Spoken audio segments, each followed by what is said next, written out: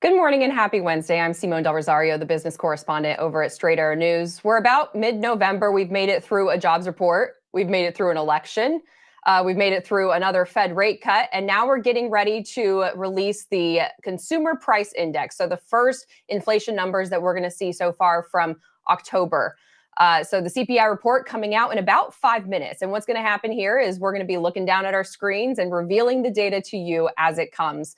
So the big thing is economists do expect inflation to have stalled out. We've seen significant progress on downward inflation over the year, and they do expect that to get a little bit sticky at this point. So here's what the FactSet expectations are. Headline CPI is expected to go up 2.6% for October when it went up 2.4% in September. So they are expecting to see inflation go up annually just a tick, while core inflation, that's the one that the Fed really looks at. That strips out the food and the energy. Core inflation is set to stay steady at 3.3%. So that is much higher than the Fed's 2% target, right? We're going to be talking about how the Fed may digest these numbers. And in addition, we're expecting a new presidential administration come January. How will those policies affect the Fed's path toward getting inflation back down to that 2% target? There's a lot to talk about today, so I want to bring in Mary Lovely. Mary is the senior fellow at the Peterson Institute for International Economics. Mary, it is lovely to have you this morning. Thank you. Great to be with you this morning, Simone. It's a beautiful day here in New York, so we should be off to a good start. We love puns here. You do have a lovely name. But I've laid out the expectations. Economists do expect inflation to go up a little bit. Are we concerned about that trajectory? Have we reached what was the bottom, even though we aren't where the Fed wants us to be? Well, that narrative suggests that we're sort of on a journey. We might be on multiple journeys in the sense that, we have a new administration coming in. We're going to see new forces that affect supply and demand, both domestically and globally, and that will affect inflation. So we have a regime change, and I know that you'll want to talk about that because it's going to be really important looking forward. Yeah, and can you give us a little bit of idea of what your current research is? And one of the big reasons we brought you on, you have a lot of research on China tariffs. Tell us about it. Yeah, my research focuses on U.S.-China trade flows and trade relations, and also on the Chinese economy.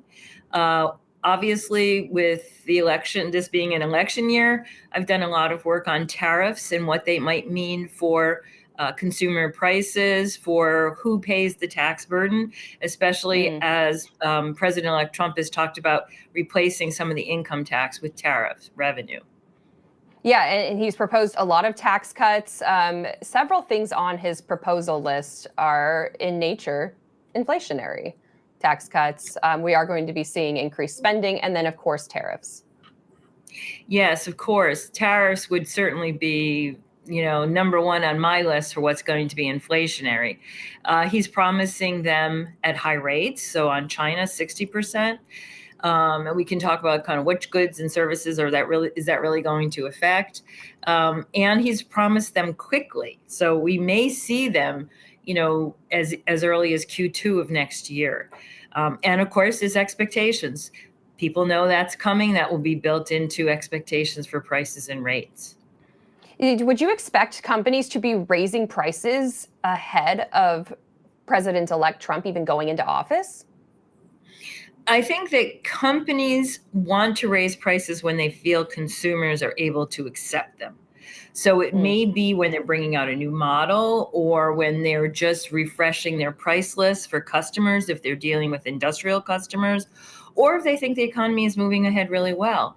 And we may see the economy growing a little bit faster. It's already doing really well, but a lot of President-elect Trump's program is in fact expansionary, one reason why we're worried about inflation. And so if the economy is growing well, people's incomes are rising, firms may feel more comfortable passing those along, even preemptively.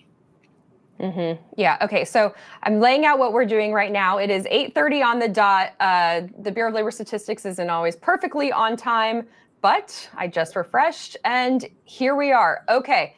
So headline inflation numbers coming in at 2.6% annual rise. That is exactly in line with expectations, as well as the 0.2% monthly rise. So right on target there, although as we mentioned, it is, higher than last month. As far as core, right on target, a 0.3% monthly rise in core inflation, as I've explained to our viewers, that strips out food and energy because those are two more volatile indexes. You're trying to get the idea of what the rest of the goods and services cost. And the rise for core over an annual basis is 3.3%. That is the exact same as September. So that's what we have. Headline inflation, 2.6% in October. Core inflation, 3.3% in October, same as September. It's very rare that we do get the right on spot results. So how do we take this? This is, exactly as expected. That should be nice for people. The markets like to expect things before they come. Yeah, I mean, I think it's great. There wasn't a whole lot of policy shift moving into the month. So it's probably not that surprising. We haven't had any surprises. So economists do their job, and we got a pretty good forecast this time. Turns out to be right on the money. Yeah, right on the money. So I'm looking a little bit more at what the breakouts of all of this are. Food from an annual basis actually ticked down a little bit. So economists were expecting food to be a little bit hotter, a little bit more inflationary than it ended up being. Food as a whole rising 2.1% on an annual basis, while your groceries are up 1.1%. It is really the food away from home when you're out in the restaurants dealing with, services, higher wages, where you're seeing a 3.8% rise. So those are all on an annual basis, and coming in a little bit softer than economists did expect, although, as we mentioned, the overall numbers are the same. If I go down and look at shelter, shelter is staying exactly the same from an annual basis, 4.9% rise. This has been kind of, the thorn in the Fed's side. Shelter accounts for a very large portion of the inflationary rises. And it's staying pretty hot, and even more hot is the monthly rise in shelter costs at 0.4%. Last month, it was 0.2% rise. So seeing a lot of heat in that area still, as I continue to look at. Do you look at what's happening as far as what categories you're seeing more inflation in? What are you searching for when you're, kind of looking at what the inflation picture is? Well, I think we want to look at, as you mentioned, shelter, food. These are very important to people. Lots of people who were interviewed over the election were discussing, how much they felt price increases when they went to the grocery store. Lots of complaints among young people about the cost of shelter. They have feeling that they'll never be able to buy a home, for example. And I think that contributed to this future worry that we saw perhaps reflected in the election results. But we want to look at what will happen, obviously, to energy prices, vehicles, large consumer durables. And what we see, of course, is that those are areas that have had much actually price decreases and have contributed to keeping inflation low. So we might want to look ahead and say, what do we think will happen in energy markets? President Trump has talked a lot about that. What will happen in vehicle markets as well? And then, of course, another important category and a thing to think about is what you talked about, which is food away from home as opposed to buying food in the grocery store. And that points to concerns about price of services rising. And we spend a large share of our income on services, and it's very closely tied to labor costs. So those are certainly things we might want to follow up on. Yeah, to kind of go back to everything that you just mentioned. So if we look at the shelter index, as I mentioned, it's a big part of it. When you look at that core inflation, which is, the Fed wants to look at something that's a little less volatile, looking at how prices are overall. And I mentioned at 3.3%, that's a much farther leap from the Fed's 2% target.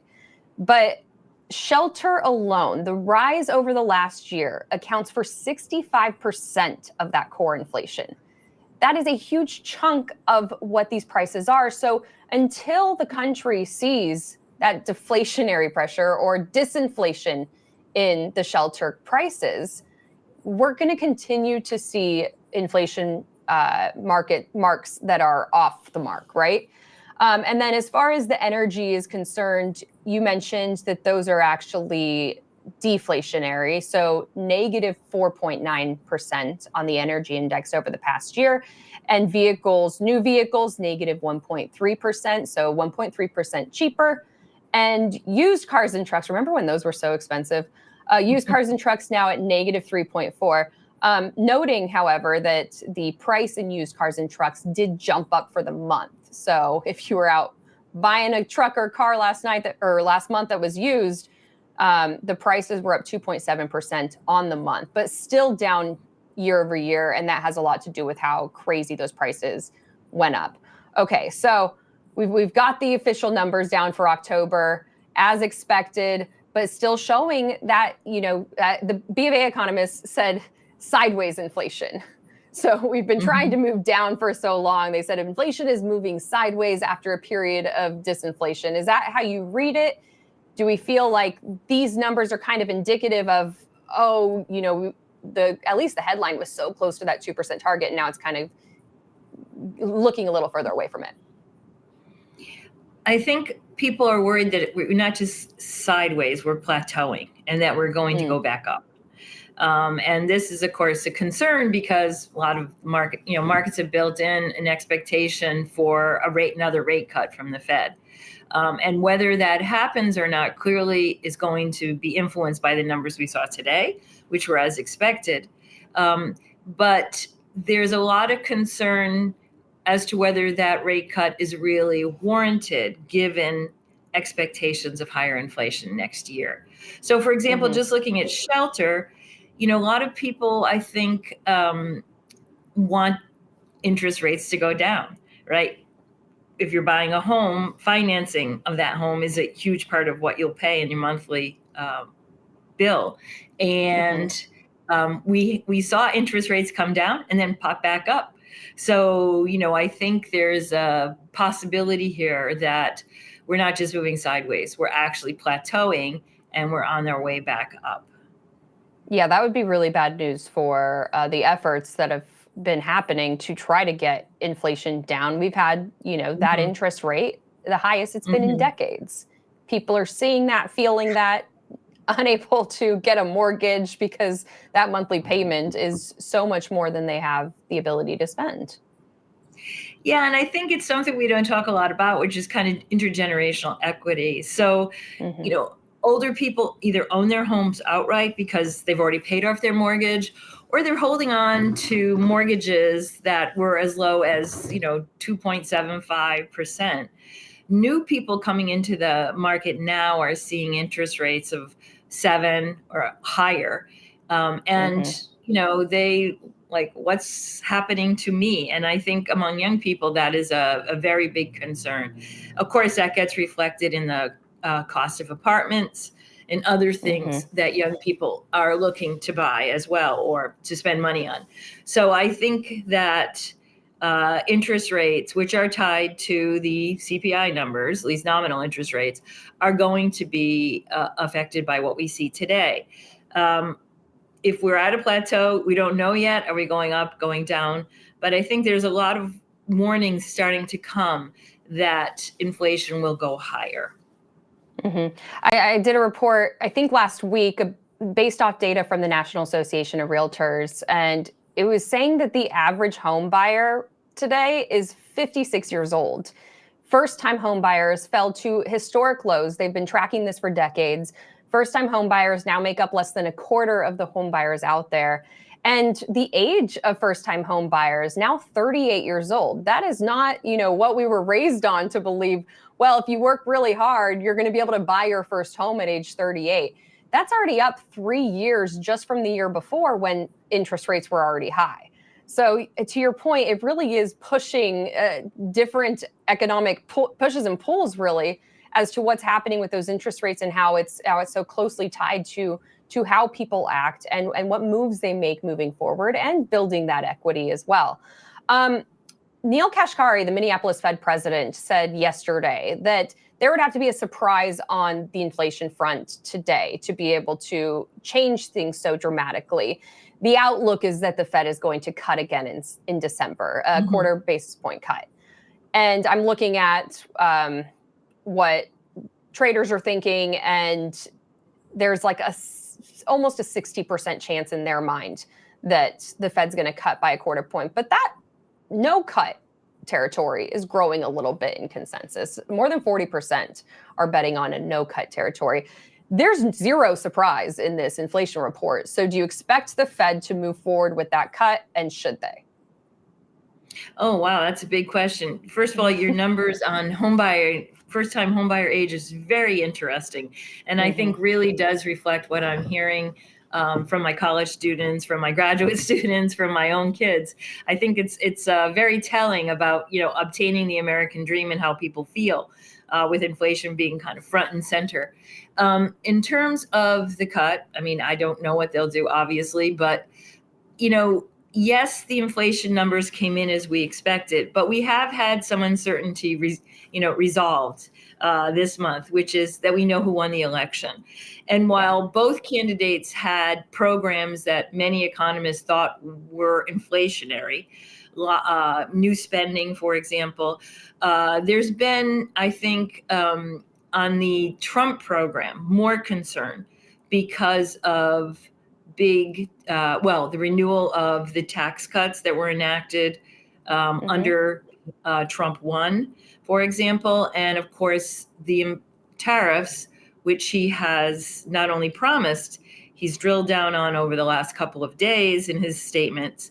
So that will directly raise the costs of goods that are coming into the United States. So the question is, I mean, does supply expand sufficiently to offset those effects? And that's going to be really hard to do and to see how that actually can happen. Part of the reason why is the U.S. is already operating at a very low unemployment rate.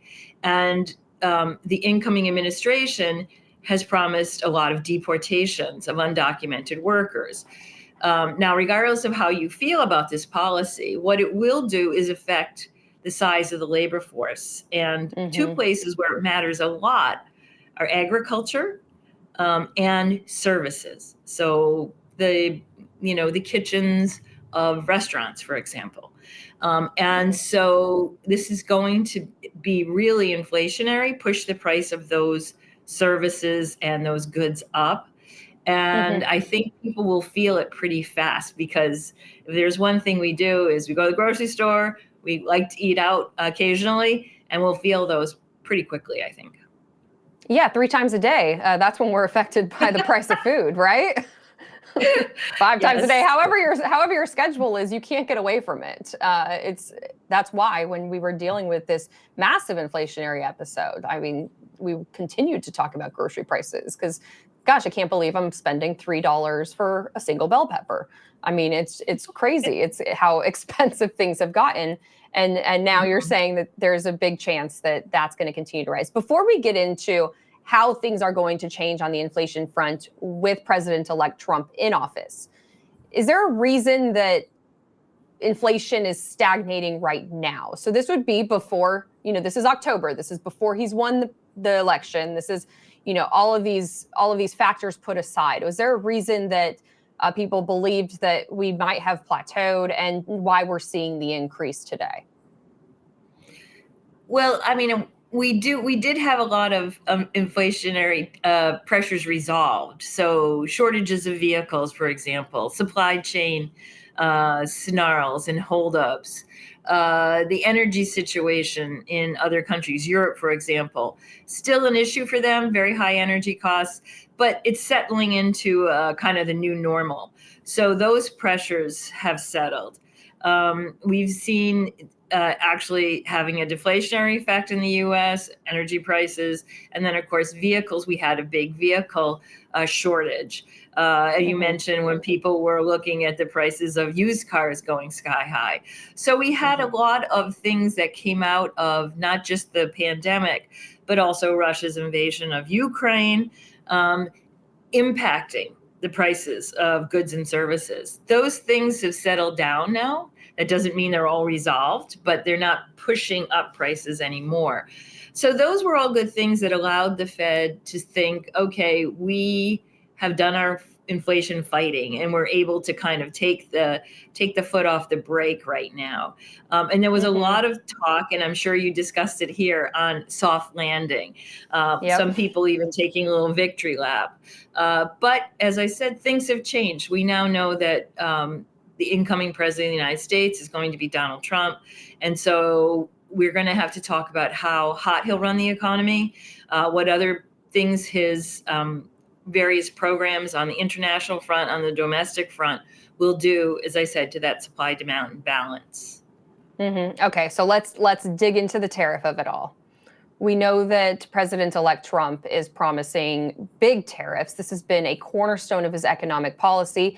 And look, when he says something, believe him. He showed us his first term. He had things in place. He said, I'm going to do this. And then he did it. So he has talked about tariffs. I've talked to a lot of economists on all sides of the aisle. And, some people are saying, well, I think he'll end up doing something more targeted.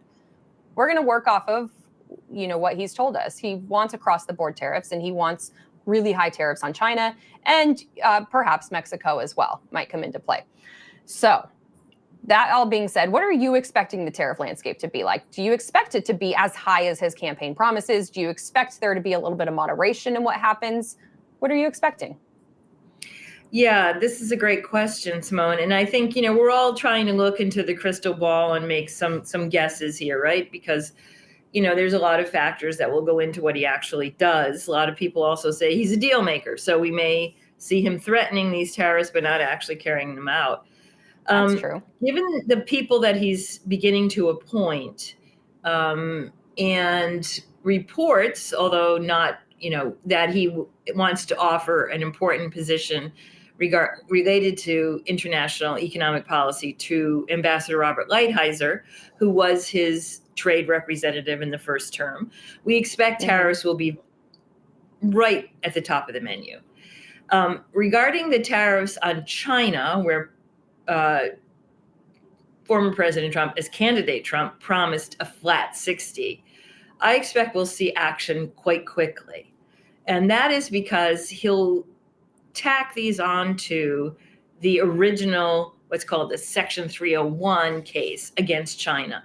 That was the legal authority that gave him the power to put those tariffs on, starting back in 2018. Some folks may remember a couple of months ago, President Biden put 100% tariffs on Chinese EV imports. And that was done under the same authority, even though EVs had nothing to do with the original 301 case. So President Trump can come in and have a pretty clear runway to put tariffs on China. The 10% across the board is a much harder thing. He is likely to have control of both houses in Congress. So Congress ultimately has the power to tax. He may have to get authority from Congress to do that. This is quite unusual for us to start raising tariffs across the board on allies like, Great Britain, Japan, South Korea. It's a whole different kettle of fish. Okay, focusing on the China aspect for a little bit, we've heard from Trump's campaign that these tariffs are not going to raise inflation. They point to his first term, say, look, we already did this. We already put tariffs on China. You all said that was going to raise inflation, and it didn't. So should we believe that? No. and that was an easy question. And why is this different, or is it not different?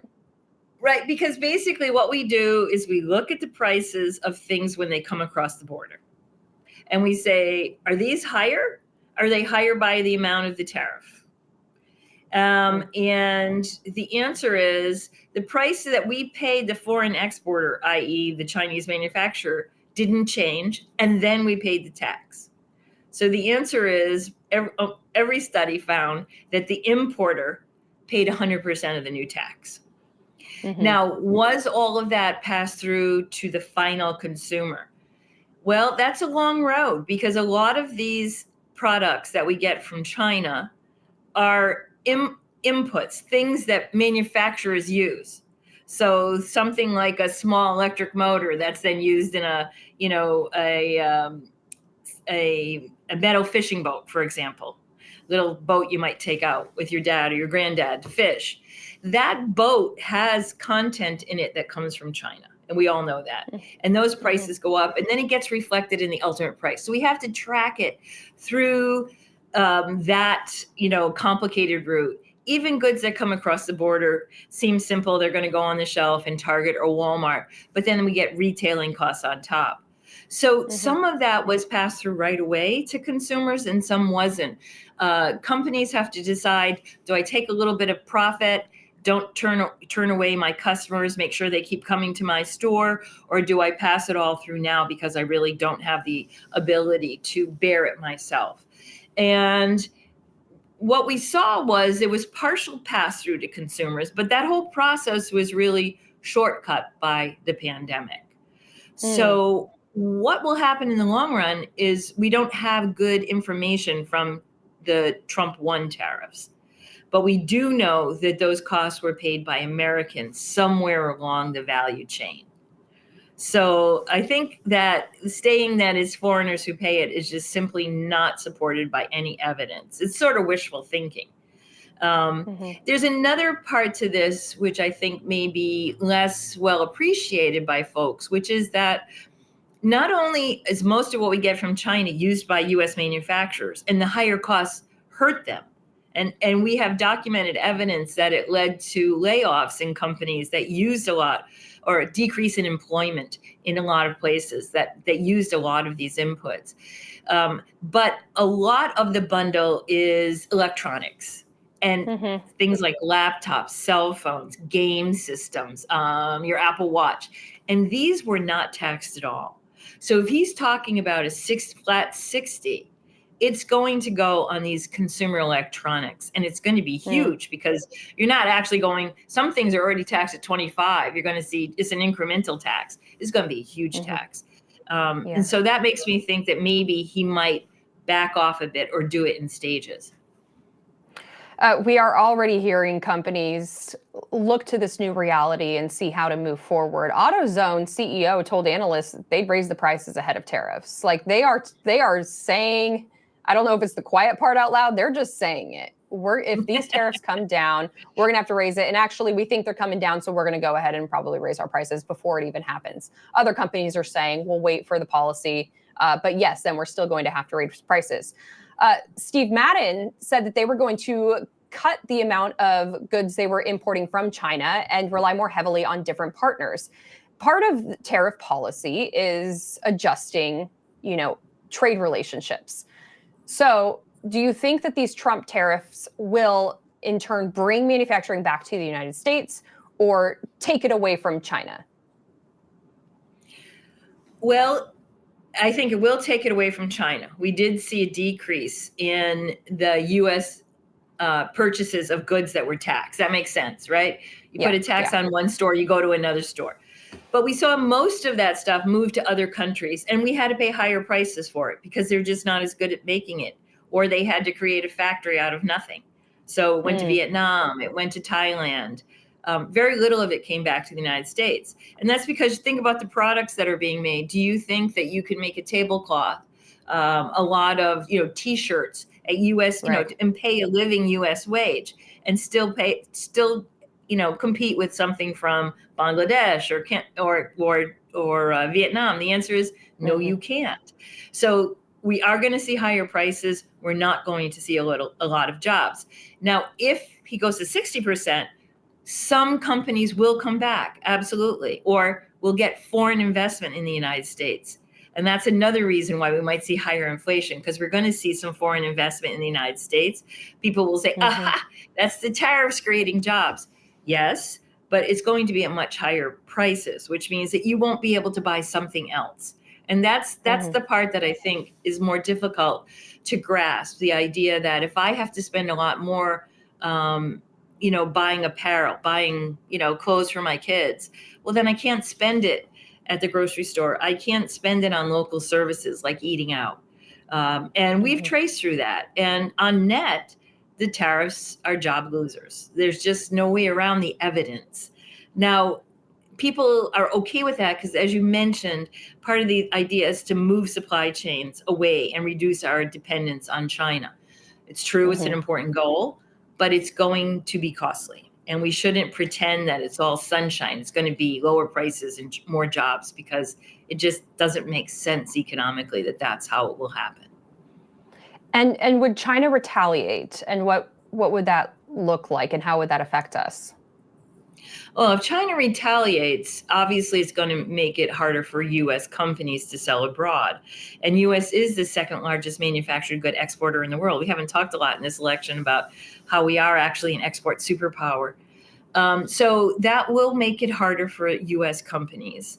How China retaliates is really hard to guess. Last time they did a bit of tit for tat, and we may see that.